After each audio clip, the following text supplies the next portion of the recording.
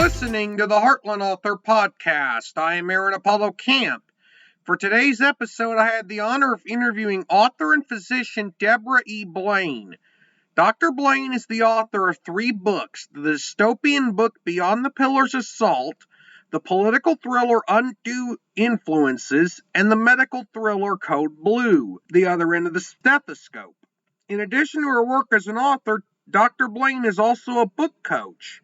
This is one of the longer interviews I've done for this podcast, and it's a great listen. I'm here with Dr. Debra E. Blaine, the author of Undue Influences, Beyond the Pillars of Salt, and Code Blue, The Other End of the Stethoscope. Dr. Blaine, welcome to the Heartland Author Podcast. Thank you so much. I'm so happy to be here. Feel free to introduce yourself to our listeners. Okay, so I am a physician. I've been practicing for over 33 years, and I decided that I kind of want to do something different with my life. There's a lot of reasons for that, and I started writing books. I wrote my first book, Code Blue, because I was very frustrated with the medical profession, or what I call the American healthcare industry and what's happened to it, and I discovered that I love writing fiction. So then I continued that. I wrote another book, Undue Influences, and that is about the kind of the state of extremism in our country and the fact that people just don't get along with each other anymore. And I tried to imagine, how can this happen? And I postulated a brainwashing scheme by the government, and how it affects a family and how they try to avoid the pitfalls. One person who finds himself immune and who tries to get other people to think for themselves, but he becomes a target for both sides of the political aisle. So it's a thriller also. It's a political thriller. And then I wrote Beyond the Pillars of Salt, which is one possible progression of that state of affairs with our planet Earth. I call it reclaiming herself, breaking up the climate changing, increased tectonic activity, volcanoes, the ocean floor rising, or the ocean level rising, and that we've fallen into a dictatorship in this scenario where there's no such thing as a free or fair election anymore, and how it's got a lot of the same characters from Undue Influences, but how they try to escape that and what they do and how they discover that they really humans have to learn to be more worthy and noble if we're going to survive and not kill ourselves off. In the process, I published the first 2 with a hybrid the first time around, and then I learned to self-publish because it was just taking too long. I mean, the hybrid company they're amazing women in that company, and I loved working with them, but they were just, I wasn't their only book. And so I learned how to self-publish, and I have the software to format. And then what I've now started doing is offering a coaching service, because I also became a coach, so I can help authors self-publish their books. And I don't do it as a publisher. I'm not interested in their royalties. I'm not interested in collecting fees. It's a coaching fee, a one-time coaching fee, and I make sure they get their books up there, and all their royalties go directly into their own accounts.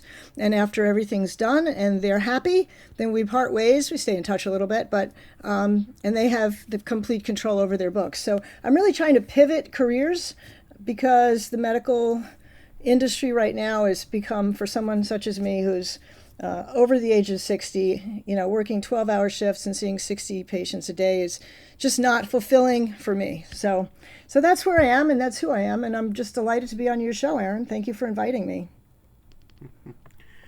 You ended up answering the next 2 questions I had in that. So I will briefly mention that I mispronounced stethoscope at the beginning of the episode. Well, that's okay. I think we'll all forgive you. I have a weird habit of mispronouncing that word, pronouncing like the first T as a K sound. Oh, well, that's okay. I mean, it just gives you character. Everyone's got their thing that makes them them. Now, you mentioned that you republished your second novel, Undue Influences.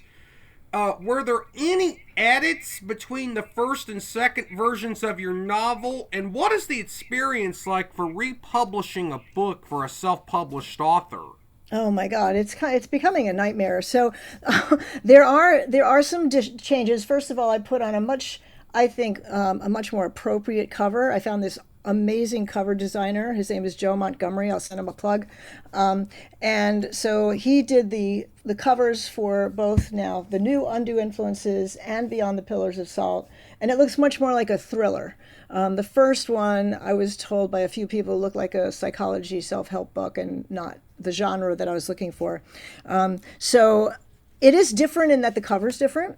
I had received some feedback from readers that the print was too small in the first version of Undue Influences, so I increased the font size because when you're publishing it yourself, you can do all those things. And so that increases the page count significantly, which also increases the cost to print the book, but I made a point of not reflecting that back to the readers.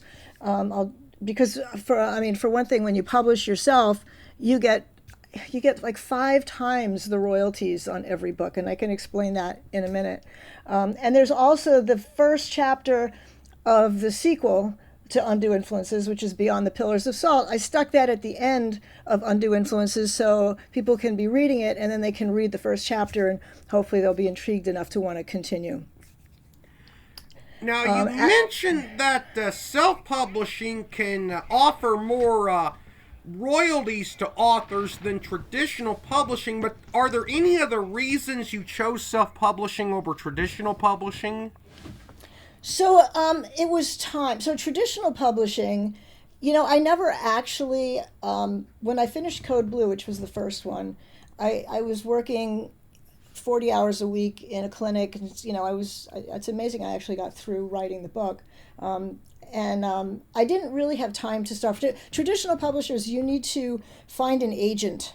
Most traditional publishers, unless sometimes it's like 1 month a year where they give you this little perk, but you cannot submit your book to a traditional publisher. You have to have an agent submit the book, which means you have to find an agent. So finding an agent can take a year, sometimes a little less, sometimes a little more. Then the agent has to pitch your book to the publisher. That can take maybe another year. And then the publisher can say, okay, we're going to publish your book. Now they give you a contract, and then they will get it out there in their own time. Now, when you go with a traditional publisher, you pretty much sign away your rights to the book. So if the publisher says, the traditional publisher says, we don't want this chapter, we're taking it out, then that's it. That's the way it goes. I have a colleague and a friend who's also a physician. She's been writing books, and her books, the protagonists tend to be women physicians. She wanted to write a book with a male physician, and the publisher said, no, that's not what sells for you. That's not what we're marketing for you. You can't do that. So one of the reasons I didn't go with a traditional publisher was because I wanted control over my book.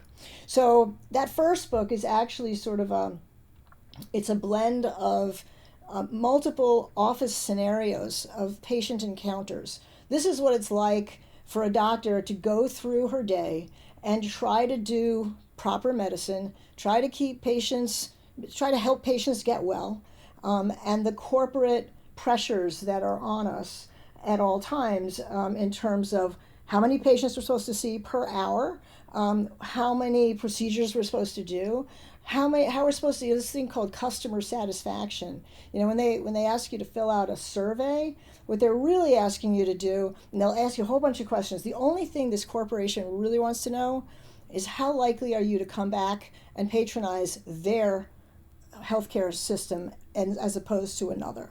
So I was trying to demonstrate that, getting medications authorized by the insurance companies, finding the pricing of pharmaceutical drugs. So that was half the book, and then I couldn't make it. I had to make it a fiction. I decided because I didn't want to be liable for anything I was saying. So I created this thriller scenario where the Russian oligarchs, sorry for anybody who's Russian out there, this was 2018 when I was writing it. So the Russian oligarchs had hacked into our electronic medical records system and had taken information from there, used that information to extort millions of dollars, and then they were murdering the patients. So it was actually a serial murder on a global scale. But I wove it into the scenario of this corporate urgent care that this doctor worked in. And so one of the things that, I had a mentor for the first book. He was amazing. His name is Rich Kravolin. And one of the things that he said, and that I went with a hybrid publisher, was, you did a really good job with this thriller. You don't need to have you don't need the medical stuff. You don't need so much in the office. And if I'd been with a traditional publisher, they would have just made me take it out. But I said, this was my whole point in writing the book. When I wrote my first book, I really wanted to say something. It wasn't just about, I think I'll write a story. And I even had thought to myself, we have so many good stories out there. Why should anyone read mine? I wanted it to reveal something that people didn't know before. So with the hybrid publisher, they make recommendations. So there's three types, right? There's traditional, hybrid, and self. So the hybrid publisher just kind of fell into my lap. It was the very week that I finished the manuscript, and I was like, okay, now what? And I was at a shiva, which is in a Jewish tradition. When someone dies, people come to the house for 7 days and just try to distract the mourners and listen to stories and try to just make the time better, easier to get through. So I was at the shiva, and I was talking to a friend who was talking to a friend who had another friend who worked for a hybrid, and she said, you really should talk to Jen. And she wasn't talking to me, she was talking to my other friend. And so she starts sending a message and said, I'm here with Fern and I'm looking over her shoulder, and Debra, put Debra. And she says, and Debra, can they give you a call? So I ended up calling Jen. She told me about Warren Publishing, and they really were amazing. I mean, it's an amazing hybrid publisher, and I ended up going with them. I sent them my manuscript. They accepted it right away, which was fabulous. But it took 8 months to get that book out. And so they do a series of edits. They design the cover, but I have feedback into it. With a hybrid, the difference is that you do have the last say as an author, and you get 50% of the royalties. So let me explain something about the royalties, though. You sell your book, let's say you're selling your book for $16, and it's being distributed by Ingram Spark. There's two major distributors in this country, Ingram Spark and Amazon. Let's say you go, most of the publishers, hybrid or otherwise, go with Ingram Spark. They're the big news. So you go with them. The publisher sends it, distributes through Ingram Spark. Now Ingram Spark is distributing it everywhere else. So let's say you have somebody wants to buy the book on Amazon. So Ingram Spark takes its percentage cut, and then Amazon takes its 40% cut. Then there's the price of the printing of the book. Then I'm sure there's a publisher's fee that I don't really know about, and you can't blame them because they're keeping track of everything. They're doing all the bookkeeping. They deserve to be paid for that. And then whatever's left over is your royalties. And then I'm splitting that 50% with the hybrid publisher. And that's what most of the hybrids do. And as a hybrid, the publishing company I went through they were amazing. They were fabulous. But when I go through it as a self-publisher, now that I know how to do it, it's my third book, so I know a little bit more about how to write and what I need to do in terms of editing. So I found my own editors. I used Kirkus. Kirkus is the big time, Kirkus Review, the very coveted Kirkus Review, but they also have an arm that does editing and proofreading, and it's just sort of for author services. So they did one edit. I found another editor on Fiverr. So I got it all edited myself. I had this fabulous cover designer that a friend of mine referred me to, and those were the two things that took time, but they didn't take nearly the time that they took with the hybrid. So from the time that I sent my manuscript for Beyond the Pillars of Salt off to the first editor, which would have been when I would be sending it to the hybrid publisher. Because my second book took 11 months to publish, by the way, Undue Influences, the first time. So, but from the time that I sent this new one off to the editor to the time that it was available on the book, up on Amazon and up on Ingram and Barnes and Noble and Apple and everywhere else, took 2 months and 1 week. So that was significantly less than the 11 months it took to get Undue Influences out.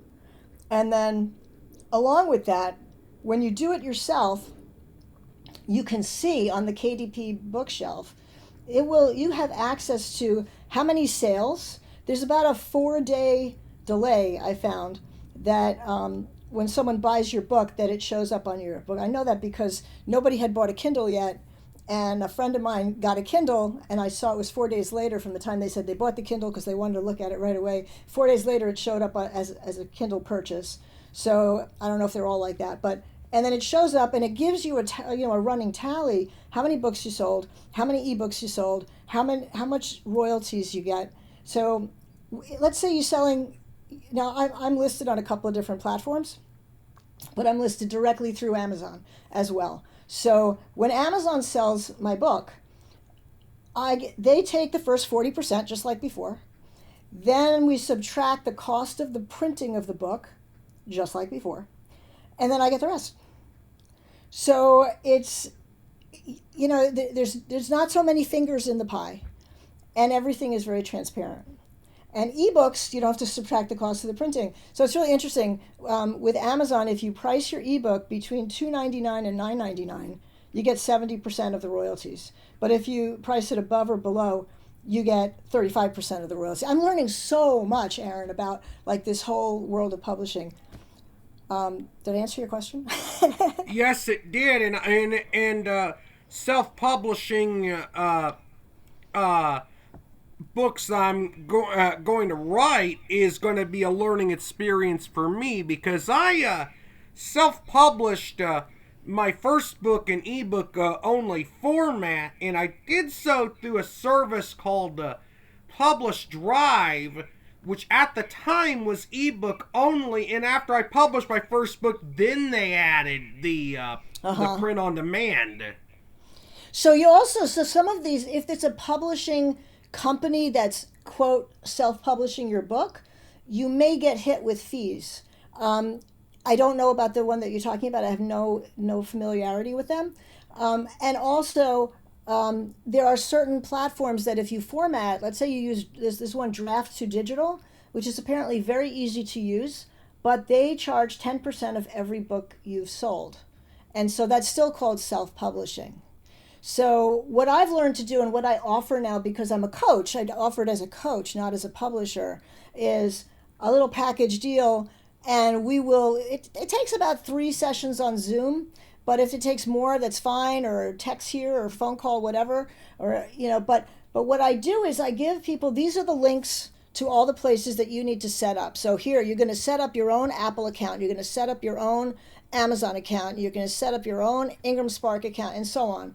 And I tell them, this is where, I give them the Bowker.com link. You can buy your own ISBN, because, if you let one of the big ones assign it, then they sort of own certain distribution rights. And, I give them everything they need to do. I outline for them all the elements they're going to want. They need a manuscript in Word form. And then, do you want a dedication page, acknowledgments, the author's bio, all those things? You need a cover designer who's going to not just give you a picture, but who's going to be able to do the rest of the book, which is the spine and the back of the book. So you may want endorsements, a back cover blurb. But most of that stuff, you're going to have to do that yourself regardless of who's publishing your book. You don't want your publisher to write your bio, right? I mean, you're the one who's going to write your acknowledgments. So then I get together when people have collected all these things, they email them to me, and then we get together on Zoom, and I upload it onto the software, and they just watch their book, their manuscript become a book. And we put, okay, where do you want your bio? Where do you want your acknowledgments? How do you want this layout? Do you want any pictures?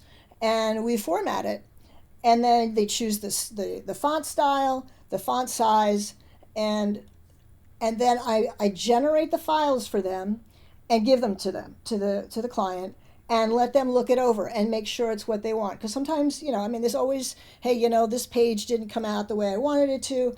And also to recognize that when you change font size, you're changing page number, which is going to change the layout a little bit. And an ebook is going to look different depending on what size the person is reading it in. So then we get back together again. Any changes that need to be made, some of them, if it's easy, can be made right in the program.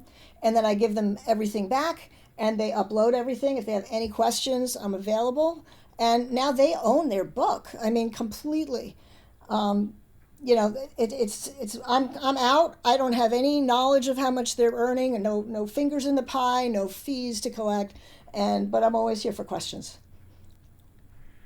Now, you're planning on writing and publishing a science fiction series in the future. Without spoiling too much of the planned series, what will that series be about?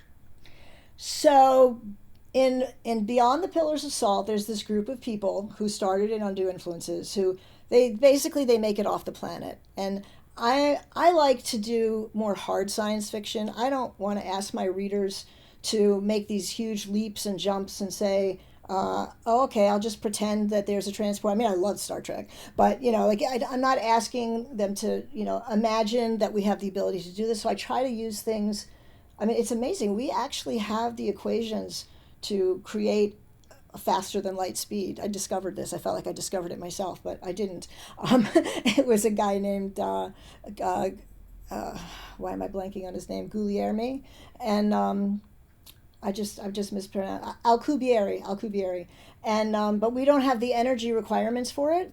So then this guy Eric Lentz came along and said we could do it as a soliton wave, which is a concept in physics. And I try to explain these things very simply, and create it. So this group of people, they actually make it to another planet.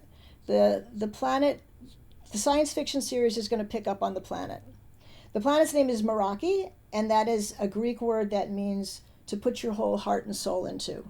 It's something that you do with love. And so the people are the Meraki, and the planet is the Meraki, and they are very, very advanced. We haven't met them yet in Pillars of Salt, but we will eventually meet them in the science fiction series. They're very they don't use technology because they choose not to. They just involve themselves in the experience of their life physically as well as emotionally. They're going to be, just psychologically so far advanced. They've been around, 5 times longer than the human race has been, and this group of humans lands on their planet, and so it's going to be about and they've landed on the planet with the warning that they have to make this work. This is our last chance to survive as a human race. And so I'm not going to give away too much. I've got a couple of different species already outlined. One of them is kind of like a cat species because I really love cats. But I'm not going to give away too much, but it's going to be on this planet Meraki and the difficulties that this group have to come to terms with, and how they're going to interact with this, just far enlightened species that may or may not want to have anything to do with us. Now, I'm going to pivot more into non-writing related questions. As you're a retired physician, what is your favorite and least favorite thing about the American healthcare system?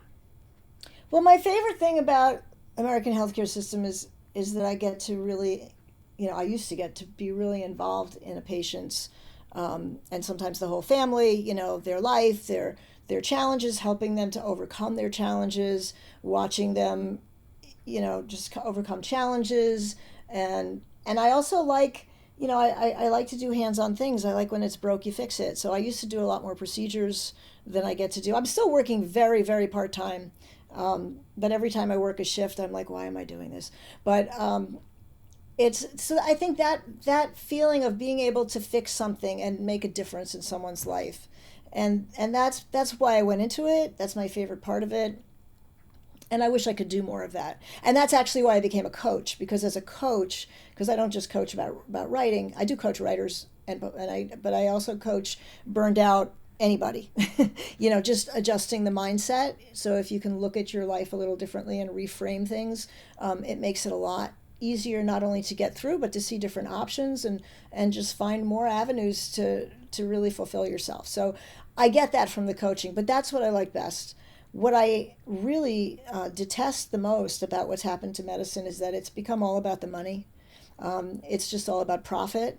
The corporations are owned by hedge funds, by business people who are really only interested in using the industry of medicine to make money. And I think I understand everybody wants to make a buck. I want to make a buck too. I don't, I'm not against that, but I think that when we're dealing in human life, that's not the place to cut corners. That's, it's just, human beings are not, Apple TVs that you start saying, well, if we sell a few more, even if it's not as good quality, it's better. That's what I can't stand. The humanity has gone out of medicine, and that's what really makes me so disappointed. Now, I don't ask too many political questions on here, as this is mainly a writing related podcast, but the 2022 midterm general election is Tuesday here in the U.S., and what are your thoughts about the current state of America going into the midterms? That's a disaster. That was what, it hasn't really, that's what inspired me to write Undue Influences. It's that, back in the day, Republicans and Democrats were not so far apart. We could have a whole conversation about something, you and I, Aaron, we could disagree on several different points. We could even argue a little bit about it, and then we could say, okay, where are we having lunch today? Because okay, we discussed it. Now let's move on. There's more to our relationship than politics. There's more to life than politics, and it wasn't so all consuming. And I have concerns that whichever side wins, that there won't be acceptance of the results. I think that's the thing that was the worst outcome as far as I could. I mean, that and the whole attack on the Capitol, which I don't understand how people can't really see that. I mean, there's been plenty of times when my elected, the person I voted for and I wanted didn't win. Okay, I was really disappointed, but I don't go smashing windows and trying to change that. But what that has done, because it's been carried for so long, even though it went through 62 court cases to see, well, was there a problem with these votes or a problem with these votes? What's happened is that I don't know that if the Democrats win, if the Republicans will accept that. And if when that happens, we don't have a democracy anymore. And that's that's deeply, deeply disturbing, because and the other thing, a democracy where people vote is really contingent on having an educated population, and I don't think we have an educated population right now. I think we have a lot of people on both sides. I'm not picking sides, but we have a lot of people who are not really interested in knowing the truth about anything. They're just sort of following their side. And I think that both sides lie. I mean, I'm going to say that, or bend the truth. Whichever media outlet you listen to is going to give you the perspective that you like, because that's why you're listening to that media outlet and not another one. And it's really hard. Like I read the New York Times or even the Washington Post, but the New York Times, it's like the morning report. And when the report starts talking about, I saw this or my colleague did this, and it's just like, you're not supposed to be in this story. Like this is supposed to be just the narrator, thank you. It's not supposed to be in the first person. And as soon as I hear that, it just kind of throws it back in my face that this is an opinion. It's not the facts. I just remember Dragnet. If you remember Dragnet, it was, decades ago. And Sergeant Friday with his little pad, just the facts, ma'am. Like that's all he was interested in. Like I don't need, the New York Times or anyone else to tell me how to interpret the facts until after I've had a chance to look at them myself. And we don't have that. Yeah, I would agree that there were a lot of journalists in this country that are really more interested about being the news than reporting it. Exactly. That's perfectly said. Yes. I could mention former CNN anchor Chris Cuomo, who now works for the cable news channel News Nation, which is a competitor to CNN. I watched about 5 minutes of his first show on News Nation, and when he started trying to make a story about suicide about himself, I turned the TV off. Yeah, I would have done the same.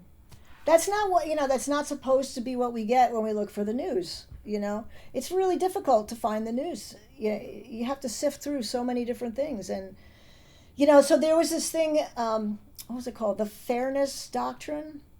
Yeah, that was an FCC, right, where yeah, the exactly. news media had to present, like, both or all sides of a controversial political issue. That's right. Or else they lost their license, their broadcast license. But that was abolished in the late 80s. Ronald Reagan. Yeah, Ronald Reagan, near the end of his administration, his FCC abolished that. Right. Yeah, so that's, and this is where we are, and it's just gotten more and more extreme.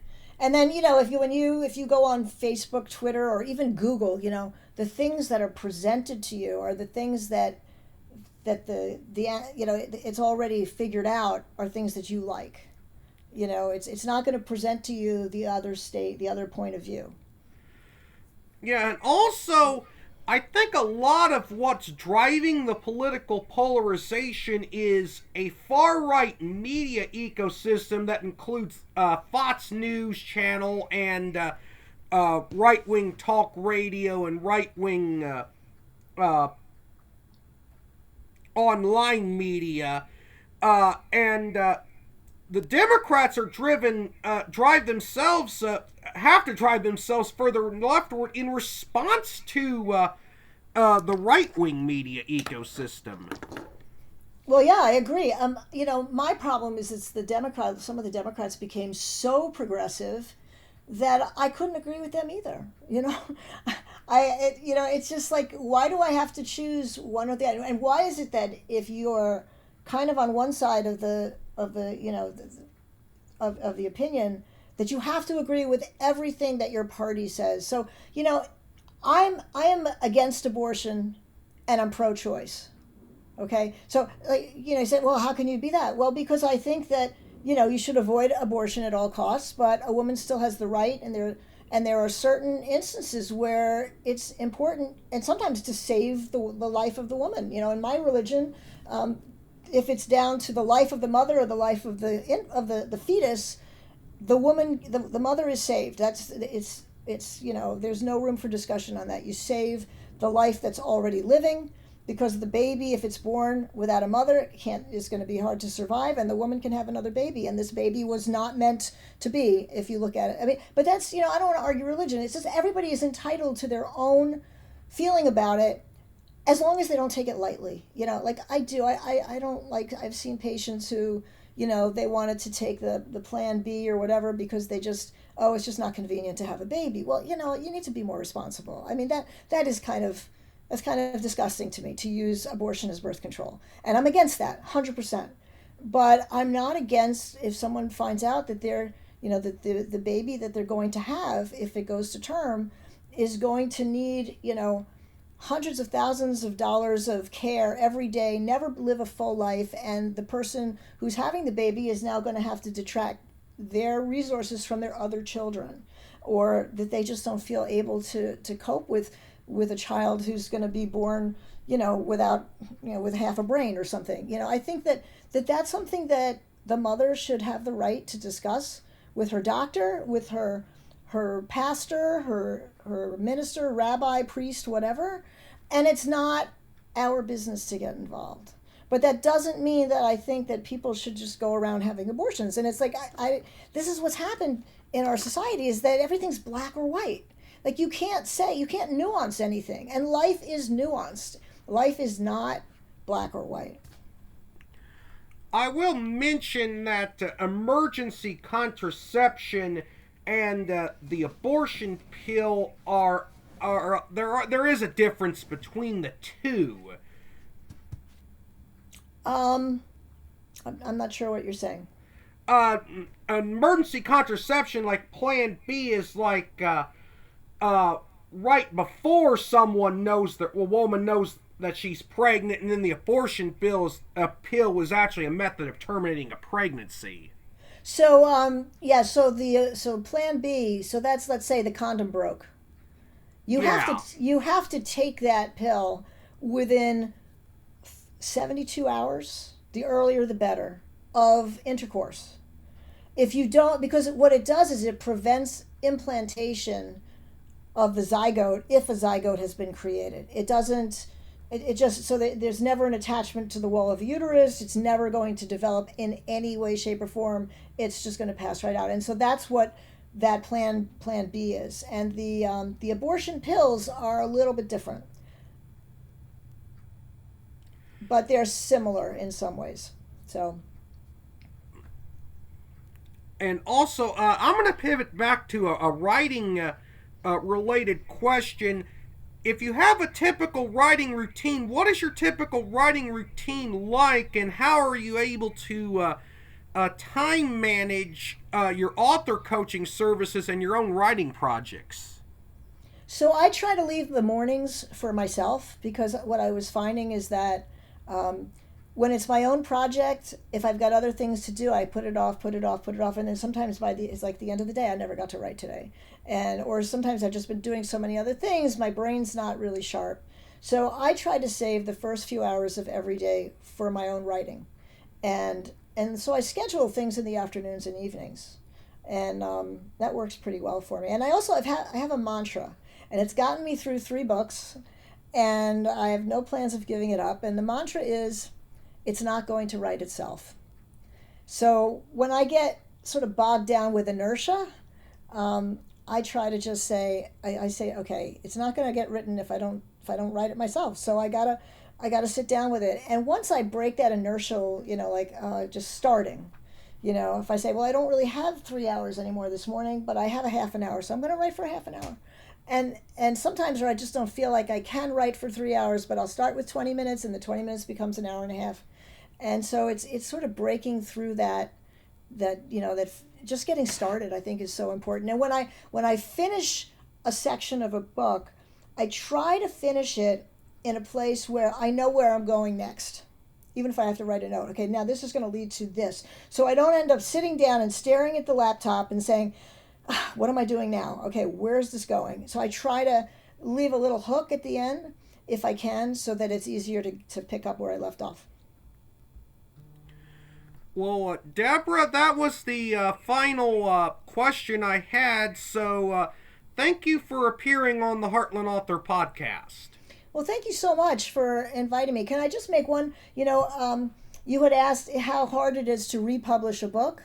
And I just want to comment on that. I'm finding that to be really, really challenging, because so I'm republishing Undue Influences. I have a letter from my former publisher saying I own the rights, but Ingram Spark has to take the book down before they'll put up another one. They're taking, maybe any year now they'll do that, even though they've been asked to do that. And so now but until they do that, my new edition of Undue Influences is behind. It's like the one that Amazon is showing is the old version, and you have to kind of click on see all editions. See all versions, I believe. See all versions, right? And then it pops up. So that's just kind of frustrating. But so these are things that I'm learning so much about the complications. But it's I try to look at it as every time I get stuck with something, it's an opportunity for me to learn how to help someone else when they have that problem, and it helps. So yeah, I'm sort of a user interface / user experience nerd. So yeah, what you're describing would annoy me. Yeah, it's very frustrating. I mean, it's all Ingram, but anyway. So I hope that if anybody's interested, they can reach out to me. My website is just debrablaine.com or veryindiepress.com. Either one gets you to the same place. Well, once again, thank you for appearing on the Heartland Author Podcast, Dr. Blaine. Thank you so much, Aaron. I really appreciate it. This is my final podcast episode before the 2022 midterm general election here in the United States. And on Tuesday, I will be a poll worker here in the state of Illinois on Election Day. The Heartland Author Podcast will return later this month after the election. This is Aaron Apollo Camp reminding y'all to write your imagination. Bye for now. You can learn more about me and my book writing projects at campaaronapollo.wixsite.com/authoraac. You can follow me on Twitter and Facebook at authoraac and on Instagram at aacscribe. Copyright 2022, Aaron Apollo Camp, all rights reserved. This podcast episode is intended for the private listening of our audience. Any reuse or retransmission of this podcast episode without the express written consent of the podcast host is prohibited, except under fair use guidelines. Royalty-free music and sound effects obtained from https://www.zapsplat.com.